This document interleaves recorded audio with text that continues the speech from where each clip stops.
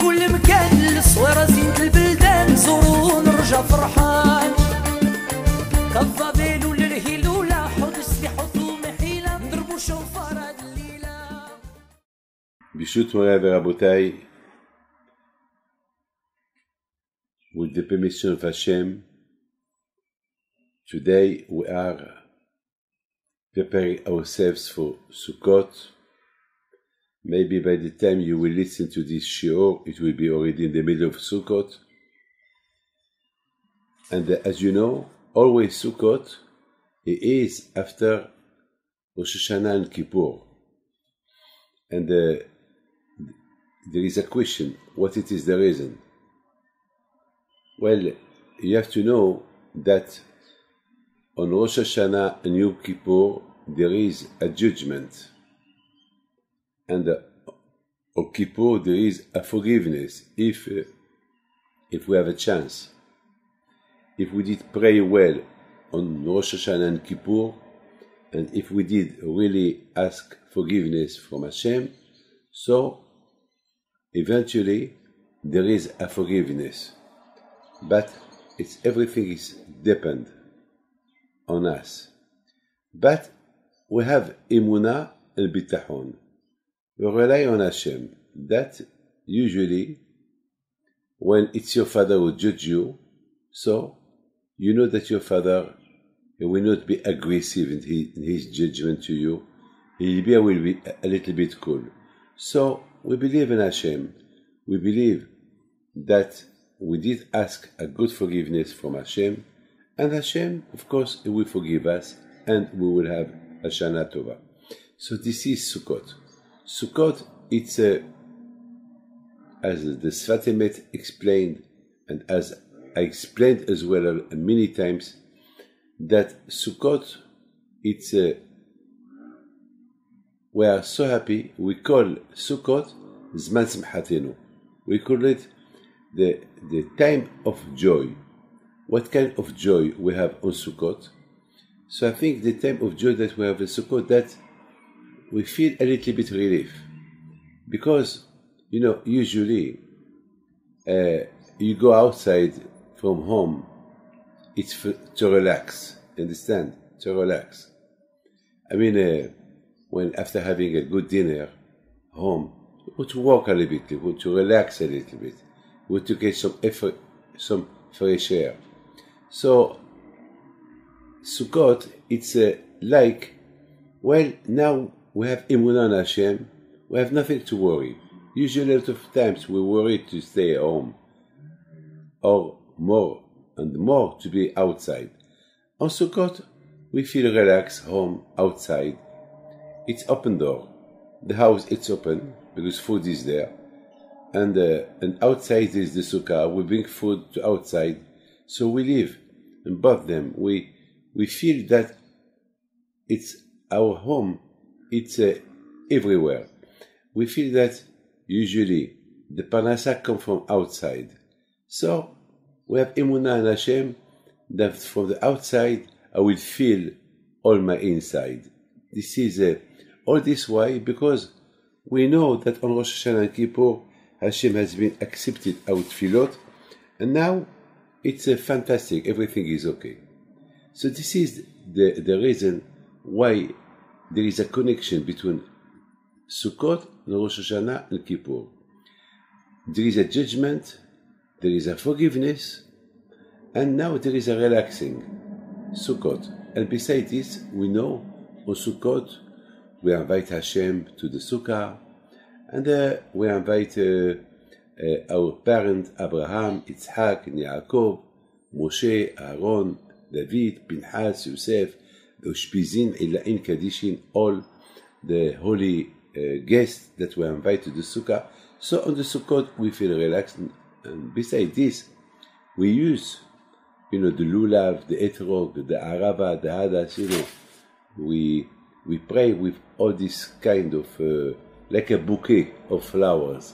I mean, we pray with them. I mean, I remember one day there was a non-Jew who asked me in France, what that mean? Because you see Jewish people walking outside with the lulav, the etrog. So he did not understand what that meant. I didn't know what to tell him.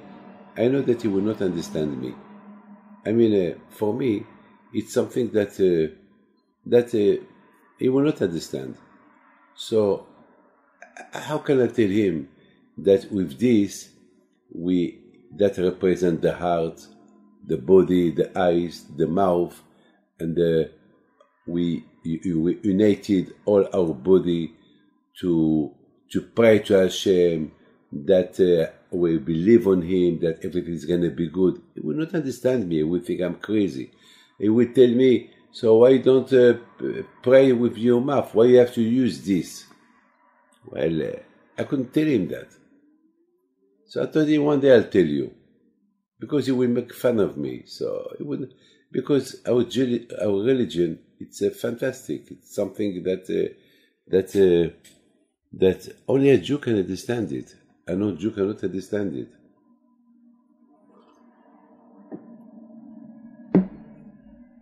Maybe we feel sorry for me. I mean, there was even a Jew. Without Torah, he will not understand me. There was a Jew who told me, you are very cruel. I said, why? He said, because when your wife, she's nida, you separate yourself from your wife for 15 days. It's not fair. Why this? Not together in the same bed. You don't touch her. You humiliate your wife. What can I tell him? I don't know what to tell him. I told him, sir, my wife, she's a lot observant.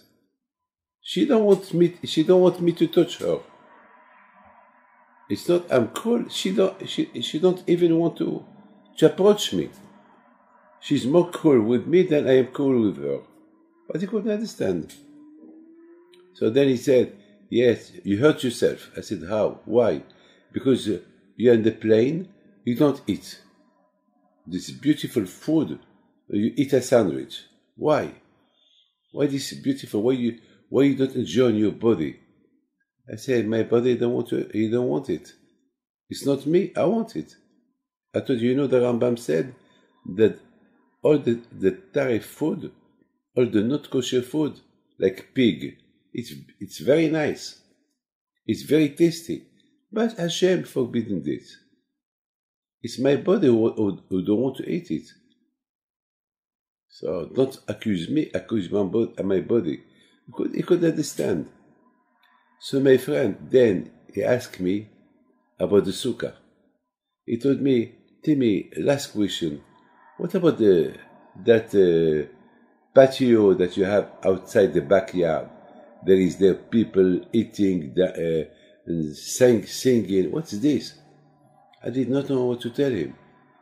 Would he understand me if I tell him, well, our parents, they were in the desert for 40 years, and Hashem protect us with Sukkot during the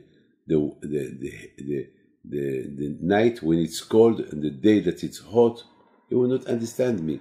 Would he understand me that if I tell him that God is our guest on Sukkot, that Abraham, Yitzhak, and Yaakov are our guests on Sukkot? Would he understand me? Not. He will not understand me. So what can I tell him? No, there is nothing I can tell him. So I just told him, well, one day I'll tell you. Every year he asks me the same question. One day he told me, after a few years he told me, I know that those questions that I ask you, I have to be Jew to understand them. I will not understand them. I said, well, this is the answer. This is the answer. But he said, one thing I want to ask you about the bouquet of flowers.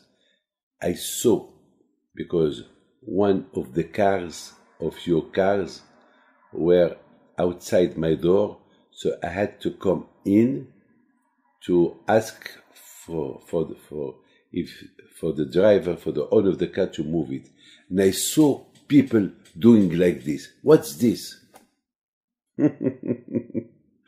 I told him, my sir, you will never understand. But I tell you, when we do that, it's like a bomb atomic. It's like you launch a bomb atomic against your enemies.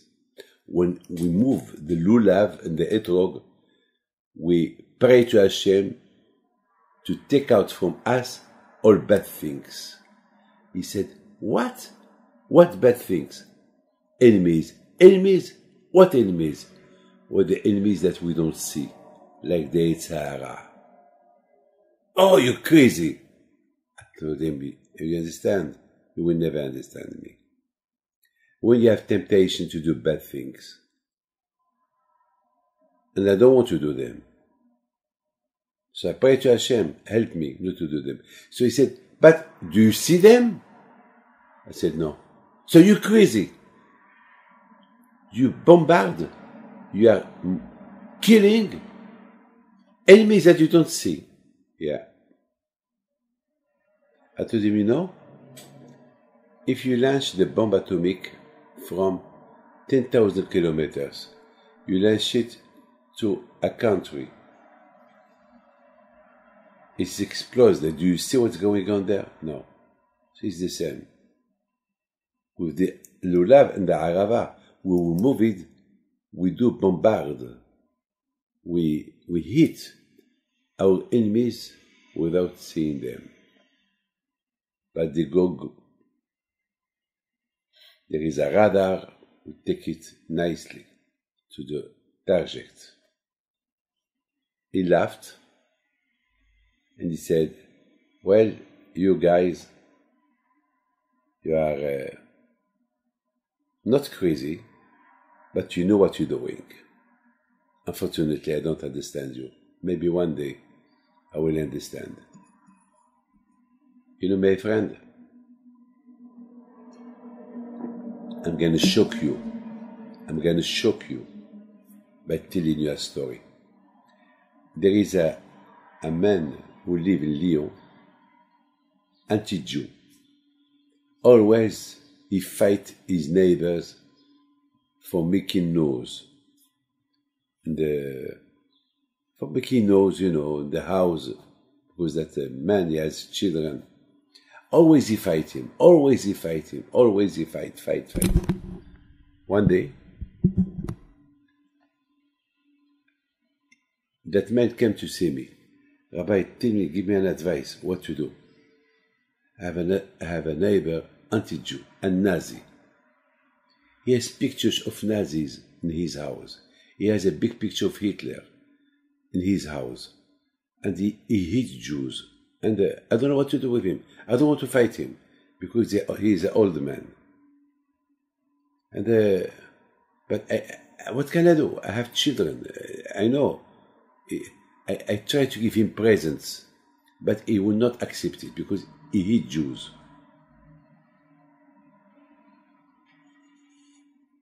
So I told him, look, try to invite him one day to a dinner. He said he will not accept. I said, it doesn't matter. One day that your table is set, invite him for a dinner. He's an old man with his wife, invite him. So that's what he did. He invited him. At the beginning he said, no, I don't go to your house, filthy house. Please, we live together. And he told him, anyway, I'm going to move from this house. So at least to leave this house with a good souvenir, for a last good souvenir. If you move from that house, so I come. And that day, I came as well. So when he saw me, he wanted to stand up, go. But that not happened. He started to look at me. Look. And he told me, are you Jewish? I said, of course. Don't I look like a Jew? Of course I'm Jewish. I'm happy to be Jew. He said, I have a picture of a man who look like you. I said, yeah? Maybe show me. So he stand up, he went to his house, and after a few minutes, he came with an album of pictures, old pictures. and there is there a picture of a rabbi. I said, who's this? He says, that is my grandfather. He said, so, you are Jewish? No, I'm a Nazi. I'm from Poland. My parents from Poland, but I'm not Jew. I said, no, this man is Jewish. Where is your mother? So he showed me the picture of his mother. What's her name? Katz. Katz is a Jew. So your mother, she's Jewish? Your grandfather is a Jew? It's just, your father is not Jewish. But you're Jew. Your mother, she's Jewish. She's a Katz, she's a Kohenet. And she married a non-Jew. But you're a Jew. And your grandfather is a Jew. Make some inquiries, you will see. But my father was a Nazi. And my mother, she never told me I was Jewish. Well, she hid it. Now, look to Yad Vashem. You have all the names. A month later, he made an appointment with me. He was Jewish. He took all the pictures from his house. Then his family, they told him the truth. And all of them, they come back to Judaism. And of course, now he's religious. Now he keeps Torah and mitzvot. You see, his grandfather was a rabbi. Always a Jew. Came back to his source. My friend,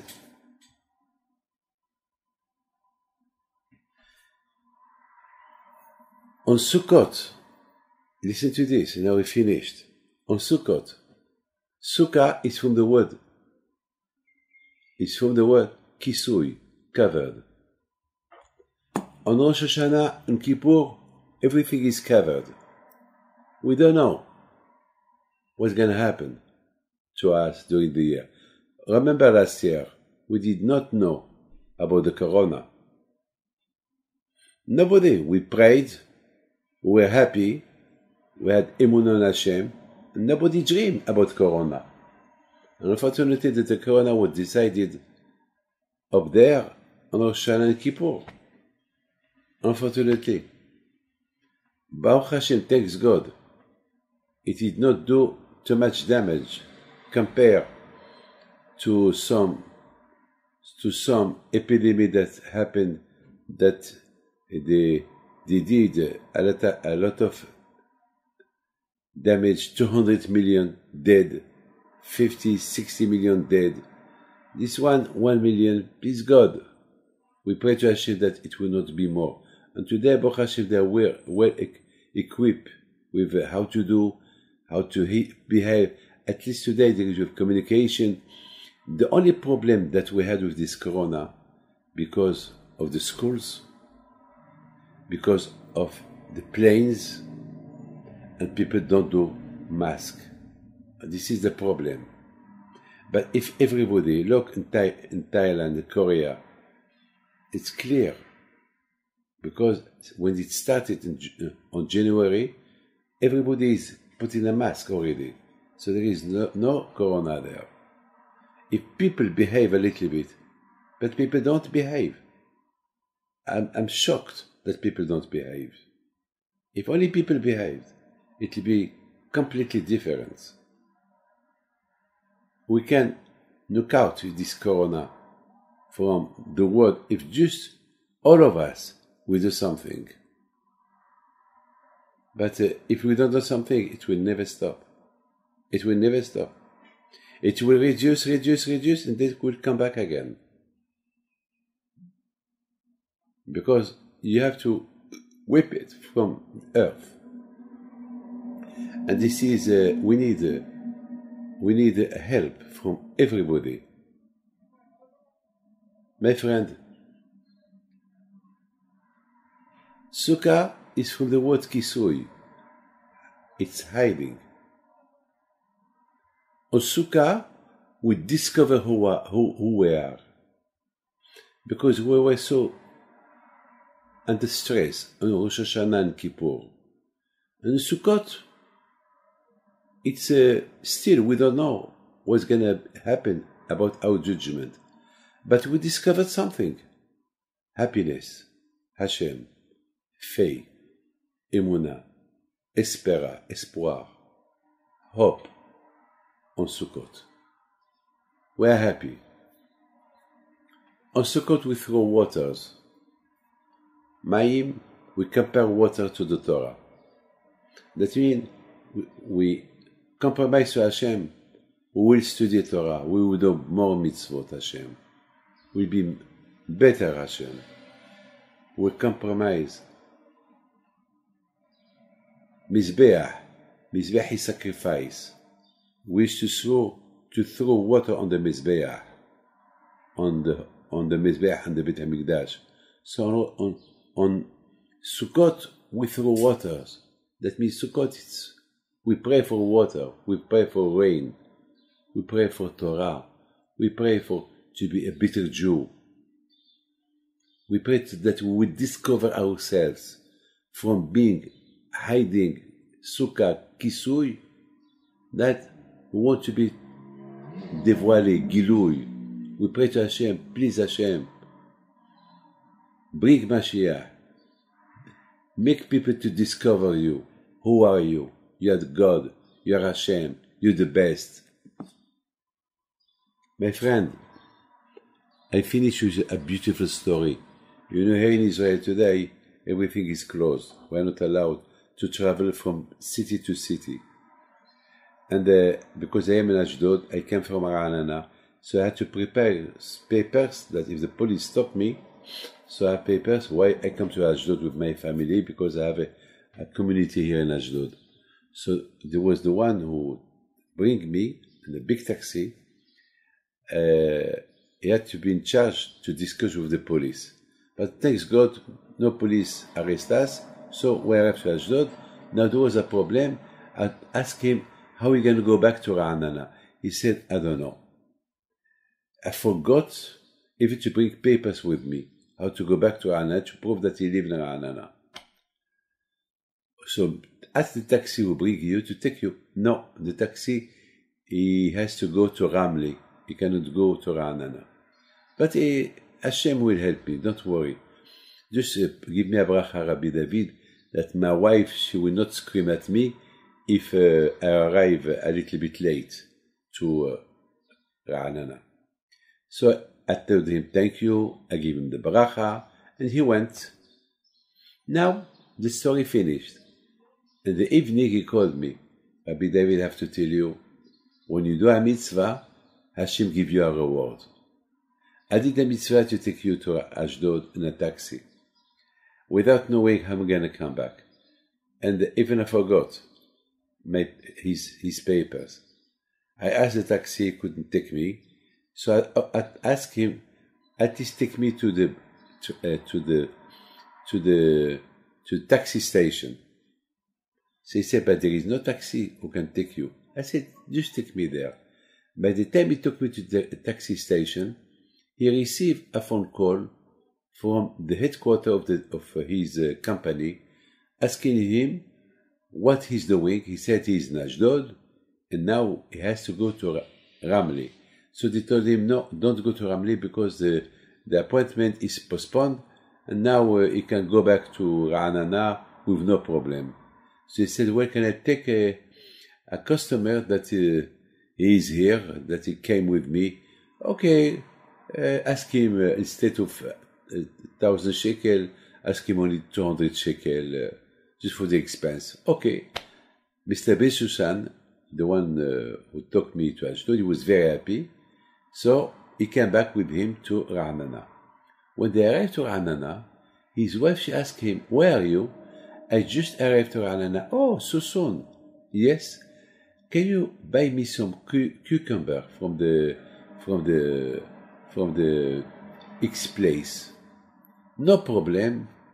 And he was happy that his wife, she did not scream at him. I was very, very happy. So, okay, everything was good. Then he arrived to the place to buy cucumbers. Now I have to tell you something. This man, Mr. Bessusson, he was looking for meat of a special meat that egel. Egel is like it's a cow, but when the cow is small, not a big cow, because the cow that is small, the meat is tender, and he did not find, because every Sukkot he buy, and unfortunately in Israel with the Corona, there is no this kind of meat, and he was very, very upset that for the first time that he did not have this kind of meat. So now he went to the supermarket to buy the cucumber, and the owner of the supermarket, he doesn't know him. He saw him. He said, "Oh, you look like a Frenchman." He said, "Yes, I am originally from France." "Oh, I know that you, the French people, you like a kind of meat that I just received today, and I want to give it to you." "What kind of meat?" "Well, egel, the tender meat." "No." "Yes, I have 32 kilo. 32 kilo? I want to buy it. But you know, each kilo costs 110 shekel. I know. That's what I was looking for. But you know, I want to give you a gift. I want to sell you this kind of meat for 50 shekel the kilo. Why you do that? I don't know. You are the first customer. I just received it, and just, I don't know. My mind is telling me to give you the whole meat. He called his wife. She was shocked. He took the 32 kilo of meat, and he told him, "You know what? I will clean it from bones. I will take out all the bones. But why you do all this for me?" "Because, I don't know. I just like your face, and here's my card. Every time you need good meat, you call me." Well, my friend, he did a mitzvah, and Hashem paid him. He gave him the reward for the mitzvah that he did with me. Half price. Not even half price, less than half price. And then he gave him a voucher of 200 shekel, reduce, discount. My friend, you do a mitzvah, you don't ask for a reward of the mitzvah, Hashem will give you the reward without asking. But when you ask your reward of the mitzvah, so you lose the mitzvah, because you got the reward of the mitzvah. Sukkot, we discovering what it's hiding. Because in the Sukkah we don't see Hashem. In the Sukkah we don't see Abraham, Yitzhak, Yaakov, we don't see nobody. So what do we see in the Sukkah? So something that it come out from us. The benefits, or the praise that we've been doing in Rosh Hashanah and Kippur. That's what we discover. I would like to wish you bracha v'atzlacha. God bless you. Shana Tova.